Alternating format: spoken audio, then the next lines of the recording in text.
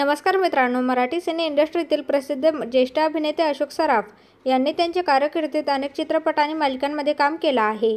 त्यांच्या कॉमिक टायमिंगसाठी प्रसिद्ध असलेले अशोक सराफ यांनी एका चित्रपटात खलनायकाची भूमिकाही साकारली होती आणि तो सिनेमा होता जागृती.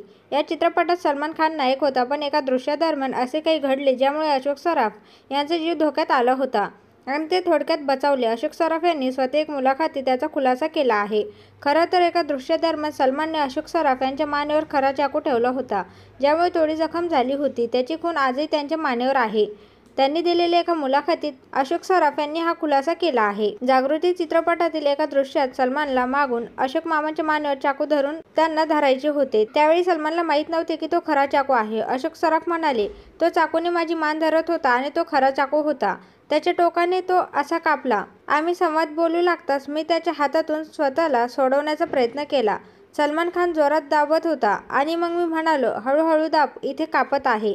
अशोक सराफ पुढे म्हणाले की वारंवार इशारा देऊनही शूटिंग सुरूच राहिली. नंतर त्यांनी सलमानला चाकू कसा धरायचा हे शिकवण्याचा प्रयत्न केला, पण कॅमेऱ्यामुळे तो तसे करू शकला नाही. ते म्हणाले, मग सलमानने मला विचारले की त्याने काय करावे. मी त्याला उलटे धरायला सांगितले. तो म्हणाला की कॅमेरा आपल्या दिशेने आहे, त्यात ते दिसेल, म्हणून मी ते होऊ दिले. अशोक सराफ म्हणाले की नंतर मला दिसले की माझ्या मानेवर एक खोलकट आहे. जर तिथली शिरा कापली असती तर आपण तिथेच असतो. सलमानला हे आठवते की नाही मला माहीत नाही. अशा माणसांना कोणी आठवत नाही, पण मी त्यांना कधीही विसरणार नाही. जागृतीमध्ये सलमान खान आणि अशोक सराफ यांच्याशिवाय करिश्मा कपूर, प्रेम चोप्रा, पंकज धीर आणि शिवा रिंदानी यांच्याही भूमिका होत्या. अशोक सराफ आणि सलमानने बंधन, करण अर्जुन आणि प्यार किया तो डरना क्यासह अनेक चित्रपटांमध्ये एकत्र काम केलं आहे. हा चित्रपट 1992 साली प्रदर्शित झाला होता आणि तो फारसा चालला नाही.